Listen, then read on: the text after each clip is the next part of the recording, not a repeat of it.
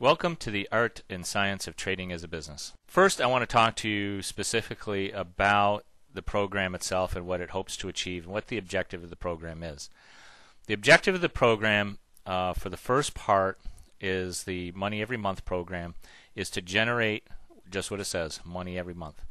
We want to generate a consistent income on a monthly basis in our trades so that just like any other business, we want to generate recurring, consistent monthly income. Does that mean we're going to be profitable every month? Maybe not. Maybe we will. The important point to think about is that we really want to have a monthly income stream. In order to generate a monthly income stream, we're going to be using options as our primary trading vehicle. Now, every business manages their business based on numbers, and that's exactly what we're going to do in ours. This is a real business. It's a business in which you are buying and selling. Any business that buys and sells things, and it doesn't matter what it is. It could be a bakery. It could be a auto repair shop. It could be a parts store. It could be a gift shop. You have to buy your stock from someplace and then you sell it to a customer. Well, the very same thing happens in the market. You're buying and you're selling. Let me give you an example of how we actually try to make our money in the markets as a business. All we're doing is really meeting supply and demand. Let's take, for example, a stock such as Activision, which we have on our screen right now. The symbol is ATVI. It's currently trading at $27.23, down 27 cents today. Now, for the most part, you have people in the market who believe that ATVI, Activision stock, is going to go up. You have other people who believe the stock is going to go down, and that's what makes a market. On the if we take a look at the options on this particular stock, we have what's called call options. We have puts. Calls are those options that people purchase if they think the stock is going to go up. People buy puts on this stock if they believe the stock is going down. So let's say you think that the stock is going to go up. So you purchase this call option on the May options for Activision, and you get it at 40 cents, almost in the middle of the bid and ask price. Well, at 40 cents, this option actually has no real value because the current price of the stock is at $27.23. So not only do you have to be accurate as to your timing, because the stock would have to move quickly in order for you to make money, but you also have to be accurate as far as direction goes. The stock has to move up in order for you to make money. If you were to purchase a put option, let's say you got it for 70 cents, not only would you have to be correct as to the direction of the stock, it would have to move down in order for you to make money, but your timing would also have to be correct because it would have to move down relatively soon in order for you to make money. Because there are only two absolute rules of the option markets. Those two absolute rules are, number one, prices will fluctuate. Yes, the underlying price of the stock will fluctuate and the individual option prices will fluctuate. Number two, the only other rule, absolute rule of the option market is that these contracts will expire. Any option contract that you buy on any stock will expire at a certain date in the future. If we were to purchase these May options, the ones that we're looking at right now, expire, and we have the expiration date right here, in 24 days. Normally, the options expire on equity and index options the third Friday of each month. That is the last trading day for those options. They actually expire the very next day on a Saturday.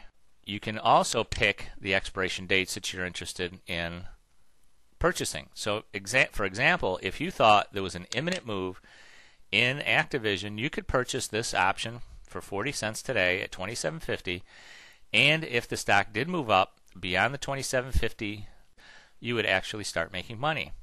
But what happens if the stock doesn't move? Well, if the stock doesn't move, slowly, day by day, this option that you purchased, if the stock does not move, would slowly erode in value. Why?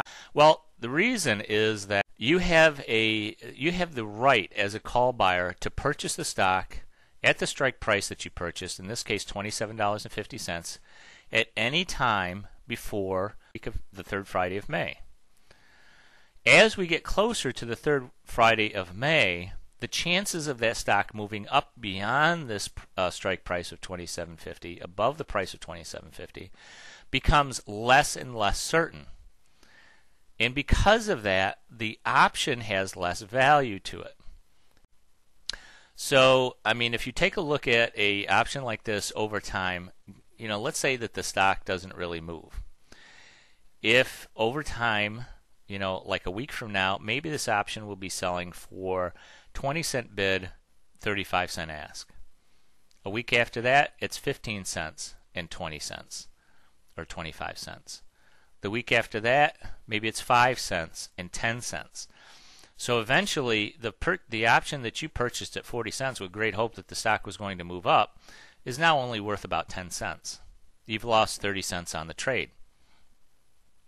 Well, that's exactly what the person who sold it to you is hoping would happen. That in fact, that the stock did not go up in price, that you purchased this option that they know is going to expire and will eventually erode in value over time. And that's how they make their profit. Because they sold it to you at 40 cents, they can buy it back at 10 cents, making 30 on that trade. Well, what about the guy who purchased the put option? The option that gives him the right to sell the stock at $27.50, hoping that it would go down so that he could buy it back at $22.50. If he could buy it at $22.50 and sell it at $27.50, he's made a $5 profit. And that's what his hope is. Now, if the stock doesn't do anything at all, the same exact thing is going to happen to his put option. Eventually, over time, because the actual probability that the stock is going to decline in price decreases as these options get closer to expiration, then eventually this option will be worth less and less each week. Let's say next week at this time, if the stock does not move, then this option will only be worth maybe 45 cents to 65 cents. Another week passes by, and now it's only worth 35 cents to 45 cents. Now another week passes by, and it's only 25 cents. See, as long as the stock does not move, these options, all of these options will continue to decline in price if they have extrinsic value. Now the prices of the options, these are called in-the-money options. The in-the-money options have some component of what they call extrinsic value and some component of intrinsic value. And the way you can determine intrinsic and extrinsic value is simply by taking the strike price of the option. In this case, we're taking a look at the May 20 calls, and they're priced at $7.40. On these 20 calls, if you add the strike price to the price of the call, you get $27.40. At the mid price, you're probably talking about closer to $27.25, which is exactly the price of a current stock. So you could say that this call option has no intrinsic value. In fact, if we look under extrinsic value, you can see that it is actually zero. The closer you get to the at the money or the actual price, strike price of the stock, you can see that there is in fact some extrinsic value left. There is some time value left in that option, and that time value is basically saying that, hey, you know what? We do have 3 or 4 weeks before expiration, so the price of the option may actually increase to the point where it might be actually further in the money. What is our objective, though? Okay, this is just a very brief. You should have already a basic understanding of options. I probably haven't told you anything new, or maybe I have, I don't know. But depending on your experience. The important thing to remember, though, is that when we trade for monthly income, the stock cannot be in two places at one time. At expiration, we're going to make money on one side or the other. And that's an important distinction to make because we make money whether the stock goes up or down. Now, the types of vehicles that we use in order to trade options on the exchanges are normally going to be, and I'll go through all those with you in the next series here in portfolio building. What we're going to be using are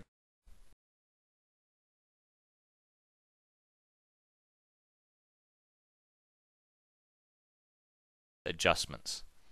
Adjustments are everything because, as I said, prices fluctuate, and that's one inviolate rule of the market. Prices will fluctuate.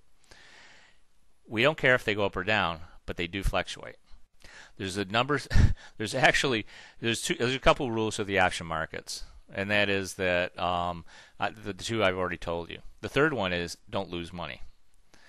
Okay, so yes, the rules are prices fluctuate, options expire at a date in the future, and the third rule is don't lose money. So in order not to lose money, many times we have to do adjustments to our original positions. And this is where a lot of option players make a mistake. They do not adjust their positions. They put a position on, they believe that they can just keep it on there until expiration. Well, they forgot about the other rule of the market, and that is prices will fluctuate. Options expire, but they also fluctuate.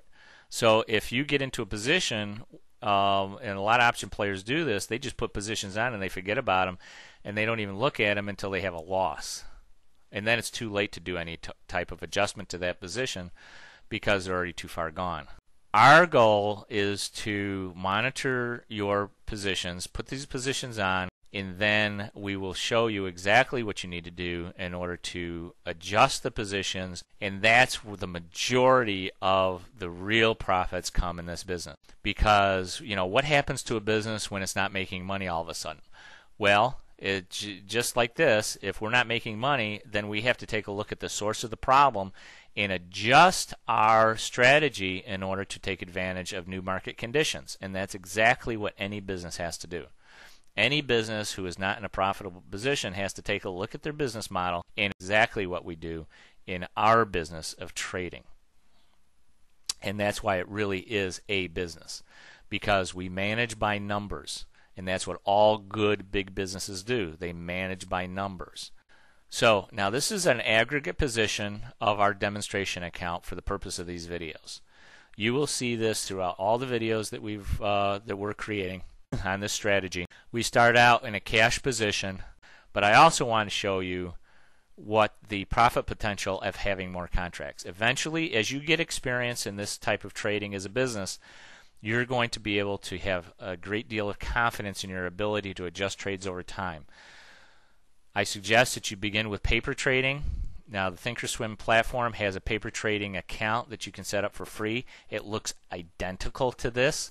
The only thing that is different is if you look up in this top left-hand corner, this is a live trading account. It has a red symbol here with the Thinkorswim symbol and logo. If you have a paper trading account open, this is a green symbol. But the platform is absolutely identical. Everything is exactly the same. You can enter trades, you can adjust trades, you can look at charts, you can monitor your account. You can do everything that you can in a paper trading account with Thinkorswim as you can in this account.